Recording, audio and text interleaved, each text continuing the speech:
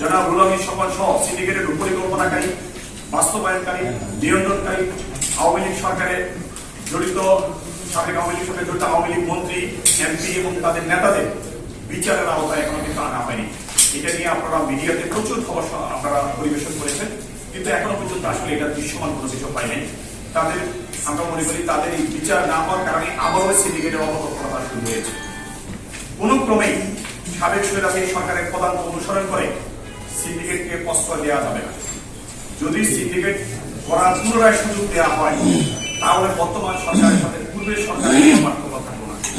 এই আর দুই দেশের এমইউ সন্নিবেশিত বাংলাদেশ রিক্রুটিং এজেন্সি মালয়েশিয়ার সরকার সিলেকশন করার সুযোগ বাতিল করতে হবে।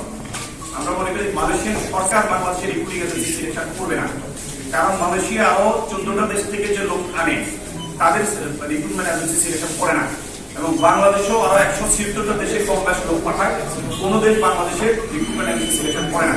শুধু বাংলাদেশের ক্ষেত্রে মালয়েশিয়ার জন্য এক্সেপশনাল একটা সেখানে ডিউটি রাখা হয়েছে, এবং ওখান থেকে ওই সুযোগটা অপব্যবহার করে সিন্ডিকেট সফটওয়্যার তারা এই সিন্ডিকেটটা করার সুযোগ পেয়েছে। সিন্ডিকেটের অনিয়ম দুর্নীতির কারণে নির্দিষ্ট সময়ে যে সকল কর্মী যেতে পারেনি, তাদের কম খরচের সিন্ডিকেট মুক্তভাবে পুনরায় মালয়েশিয়া পাঠানোর দাবি করছে। নেপাল সহ অন্যান্য 13টি দেশ থেকে মালয়েশিয়ার যে প্রক্রিয়া কর্মী গ্রহণ করে, ঠিক বাংলাদেশ থেকেও একই প্রক্রিয়ার শ্রমিক প্রেরণের আমরা দাবি করছি। বিতর্কিত ও দুর্নীতিগ্রস্ত FWCMS অনলাইন পদ্ধতি বাদ দিয়ে বাংলাদেশ সরকারের নিজস্ব অনলাইন পদ্ধতি এবং মালয়েশিয়া সরকারের প্রস্তাব অনুযায়ী ইপ্যাক্স পদ্ধতি বা ম্যানুয়াল পদ্ধতি ব্যবহার করা যেতে পারে কর্মী নেওয়ার ক্ষেত্রে। FWCMS এর মাধ্যমে মেডিকেল পদ্ধতি বাদ দিয়ে বাংলাদেশ সরকারের প্রবাসী কল্যাণ মন্ত্রণালয়ের অনুমোদিত যে কোনো মেডিকেল সেন্টারের মাধ্যমে মেডিকেল চেক আপ করার ব্যবস্থা করা যেতে পারে। আপনারা জানেন মেডিকেল দিয়ে শুরু হয়, এবং ওই সিস্টেমটা মেডিকেল দিয়ে শুরু হওয়ার কারণে ওই সিস্টেম টোটাল জিনিসটাকে নিয়ন্ত্রণ করে। সেই জন্য আমরা এই সিস্টেমের পরিবর্তে বাংলাদেশ সরকারের বৈধ যেসব মেডিকেল সেন্টারগুলো আছে আমাদের প্রবাসী কল্যাণ মন্ত্রণালয় কর্তৃক অনুমোদিত, তাদের মাধ্যমে মালয়েশিয়ার SOP অনুযায়ী মেডিকেল করতে পারে, কারণ মালয়েশিয়া যাওয়ার পরও কিন্তু আবার মেডিকেল হবে। অতএব এখানে FWCMS এর মাধ্যমে মেডিকেল করতে হবে, এটা কোনো বাধ্যবাধকতা নাই, এবং এমইউ তো নেই। ম্যানুয়াল পদ্ধতি চালু হওয়ায় দূতাবাসের সূত্রায়ন অব্যাহত রাখা এবং সিন্ডিকেটকে সহায়তাকারী সাবেক বেশিরভাগী আমলে নিয়োজিত মন্ত্রণালয় দূতাবাসের কর্মকর্তাদের অবসর দাবি করছি। আপনারা জানেন ইতিমধ্যে মালয়েশিয়ার সরকার, মালয়েশিয়ার দূতাবাস, বাংলাদেশ দূতাবাস মালয়েশিয়া থেকে নতুন করে ডিমান্ড স্বীকার করা শুরু হয়েছিল ম্যানুয়াল পদ্ধতিতে, কিন্তু সেখানে হঠাৎ করে এটা বন্ধ হয়ে গেছে।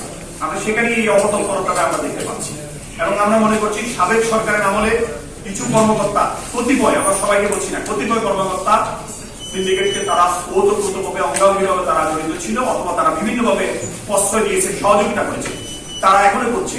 আমরা তাদের অপসারণ দাবি করছি। আমি সর্বশেষ বাংলাদেশের মাননীয় প্রধান উপদেষ্টা এবং মালয়েশিয়ার মাননীয় প্রধানমন্ত্রী প্রতি আকুল আবেদন করছি। আপনারা জানেন এর মধ্যে আমরা শুনেছি আগামীকাল মালয়েশিয়ার মাননীয় প্রধানমন্ত্রী ডক্টর শ্রী আনোয়ার ইব্রাহিম বাংলাদেশে আসবেন। আমরা ডক্টর শ্রী আনোয়ার ইব্রাহিমকে আমরা স্বাগত জানাই, এবং বায়রা সকল সদস্যের পক্ষ থেকে ওনাকে আন্তরিক অভিনন্দন এবং শুভেচ্ছা জানাচ্ছি। আমরা মনে করি ওনার প্রতি আমাদের বিনয়ের সাথে মালয়েশিয়ার মাননীয় প্রধানমন্ত্রীর প্রতি আমাদের আহ্বান, আর যাতে মালয়েশিয়ার শ্রমবাজারে কোন প্রকার সিন্ডিকেটকে ওনারা প্রশ্রয় না দেন, এবং এই প্রশ্রয় দেওয়ার কারণে মালয়েশিয়ার সুনাম কিন্তু ক্ষুণ্ণ হয়েছে, বাংলাদেশের সুনাম ক্ষুণ্ণ হয়েছে। মালয়েশিয়ার সরকারের প্রতি এবং ওই দেশের প্রতি সাধারণ মানুষের একটা নেতিবাচক ধারণা তৈরি হচ্ছে। আমি মনে করি মালয়েশিয়ার মাননীয় প্রধানমন্ত্রী এর আগে যখন উনি ক্ষমতায় এসেছিলেন, উনি বলেছিলেন একটা কমেন্ট, ওনার কমেন্টটা ছিল যে নেপাল থেকে শ্রমিক যেতে 3000 থেকে 4000 রিঙ্গিত খরচ হয়, আর বাংলাদেশ থেকে শ্রমিক যেতে 20,000 রিঙ্গিত খরচ হয়। এটাকে উনি আধুনিক দাসত্বের সাথে তুলনা করেছিলেন, বিভিন্ন মিডিয়াতে ওনার এই নিউজটা আসছে। দ্যাট মিনস আমরা মনে করি মালয়েশিয়ার প্রধানমন্ত্রী উনি অত্যন্ত জনপ্রিয় একজন মানুষ, উনি কোনোভাবে সিন্ডিকেট চান না। কোনো কারণে ওনার আগে গভর্নমেন্ট সিন্ডিকেট করেছেন, এখন সিন্ডিকেটের আর কোনোভাবে সিন্ডিকেট হবে না, আমরা ওনার কাছ থেকে প্রত্যাশা করি, এবং ওনার প্রতি আকুল আবেদন কোনোভাবেই যেন এই সেক্টরের জনশক্তি রপ্তানির খাতে আর কোনো সিন্ডিকেটকে প্রশ্রয় না দিয়ে কম খরচে সকল বাংলাদেশ থেকে যেন শ্রমিক দিতে পারে সেই ব্যবস্থা করার জন্য ওনার প্রতি আমরা আহ্বান জানাচ্ছি। সাথে সাথে বাংলাদেশের মাননীয় প্রধান উপদেষ্টা বিশ্ব সমাদৃত নোবেল বিজয়ী ডক্টর মোহাম্মদ ইউনূস প্রবাসী মন্ত্রণালয়ের মাননীয় উপদেষ্টা ডক্টর আসিফ নজরুলের প্রতি মাননীয় প্রধানমন্ত্রীর সাথে আলোচনা করে সিন্ডিকেট মুক্ত 114টি সোর্স কান্ট্রির আদলে বাংলাদেশের শ্রমবাজার নতুন দ্বারা উন্মুক্ত করার জন্য বিনীত অনুরোধ করছি।